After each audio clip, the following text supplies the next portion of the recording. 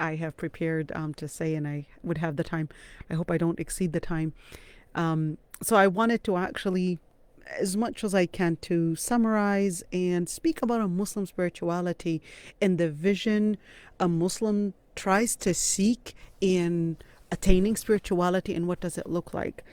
So to understand uh, the Muslim basis of spirituality, it's a little different than different religions because there are so many different corners around the Muslim spirituality that involves different points, whether we're talking about the main point, which is life, the Creator Himself, Almighty, our own existence, and how we relate to our own existence, whether that's the purpose of life or whether that's how our own life, how we live our own life, or even our future in the hereafter and what involves and relates to that. And there are different dynamics in where for a Muslim they would organize a number of different things by looking through the scriptures and understanding what it means to be spiritual, how to be spiritual. And being spiritual is not whatsoever to a Muslim separated from their health and their mental health and their education and their vision, and even the social dynamics and how they relate with their family, with the world around them, and even the justice to prevail, even if it's at an international level. And of course, when we're talking about justice, it can't be separated from the economical justice as well, in where we're talking about fair distribution or even how money comes in. So, for a Muslim, the first part when it comes to spirituality is really understanding Allah or God Almighty. The word Allah is really another name for God. And for Muslims, they believe that believing in God Almighty or Allah is actually the same God that Jews and Christians worship, as in the Quran, where it actually says that Muslims should be telling even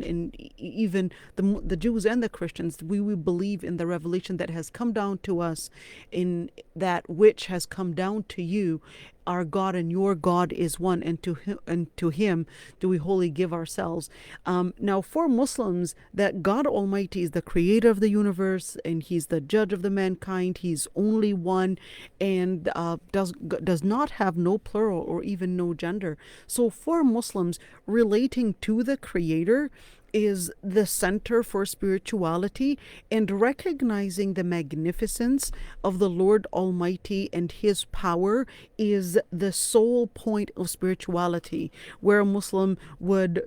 try to see in life, in the creation around them, in people's lives, and even how His power Almighty manifests in bringing good and saving people from evil, or even the different wisdoms that God Almighty has in the world around us.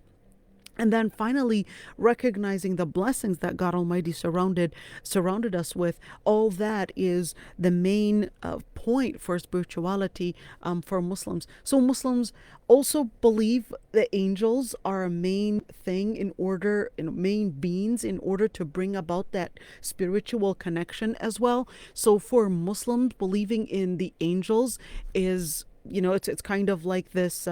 link between God Almighty and humans, but it doesn't mean that it doesn't mean as if it's somehow a link where you are going through a medium, but it is more that the angels are things that a Muslim would also want to seek, their presence, would want to seek that it's a sign of a blessing most of the times, and would also want to be as spiritual as in their closeness as the angels, in where the angels were obedient to the Lord and are obedient to the Lord Almighty, and would actually submit themselves to the Lord Almighty by doing different tasks. And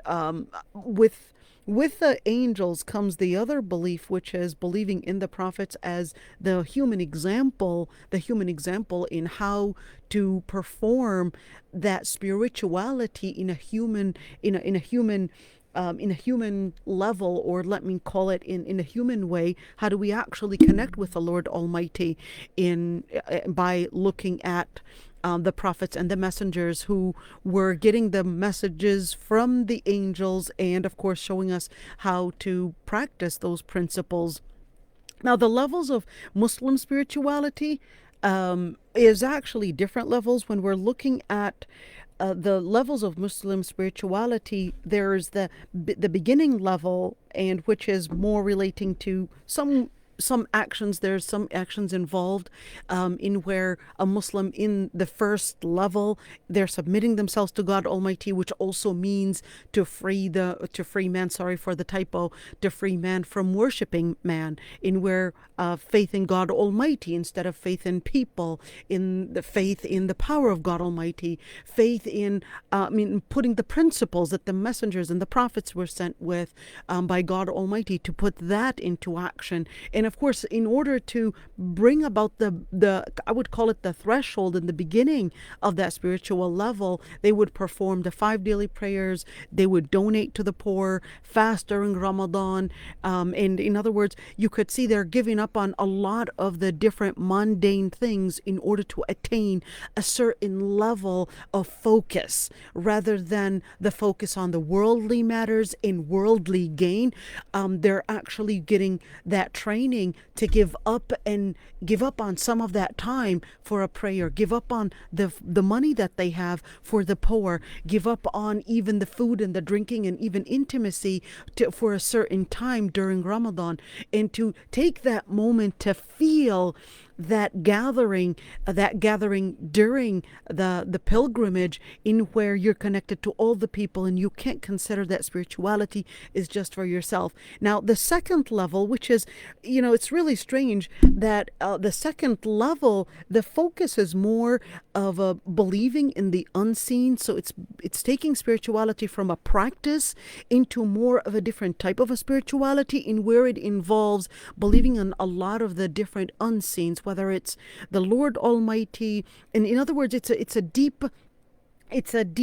engagement with a lot of the different unseens. But in order to attain this level, the person is supposed to be giving up on many different things and being consistent in the way they practice God Almighty's principles. In that is the only time when it will take them into, or take the person that is practicing, take them into the second level of relating with their spirituality, in where they will have that deep understanding of the Lord Almighty, the angels, the books that were sent unto the previous prophets, the faith in the prophets, and how they relate with their principles and the judgment day, etc. Now, there are different things in where to attain that level. There were many different performances, whether it's to not be enslaved by one's inclinations, to implement justice on ground in one's personal life, and even in the world around them, in where it starts with, what are you talking about, what are you eating, all what the things that you bring inside your body that will have its impact on how you relate with the people around you, what you see, and that acts as the things that are coming into your mind and affecting your heart, and later it will manifest itself into the actions that you actually take and do and practice with yourself, and even with the people around you. And of course, the duties that include, of course, preserving faith, but preserving people's lives and justice in people's lives, and even one's life, and of preserving one's mind in other people's minds and their health, and preserving chastity and family, in order to make sure that this is actually not only involving spirituality, but bringing justice is actually part of spirituality. And of course, finally, the part about communities' wealth and fair distribution and decent income, all that cannot be separated in a Muslim spirituality. Finally, the highest level of spirituality in a Muslim's understanding, or in a Muslim faith, is where the person would live in such a spiritual high point, where they could, as if they are worshiping. Well, when they worship even though they can't really see the Lord Almighty. Now, the different types of meditations that Muslims perform is one, prayer, the constant and frequent remembrance for the name of the Lord Almighty, repeated as many times and through different instances to remind that connection, the Muslim connection between himself and what is beyond the world. And of course, like I had mentioned, leaving a lot of the mundane, worldly items for the sake of God Almighty to bring about a stronger focus on spirituality. It also involves reading Quran, that repetition as well, and of course learning the principles that the Lord Almighty had sent with the prophets to maintain justice in one's life and even with the people around us. Sorry, I hope I didn't take too long, but that was something that I felt that is important to speak about Muslim spirituality. Forgot to introduce myself. My name is Dr. Aysha Wazwaz, and I work at the Center for Spirituality and Social Justice.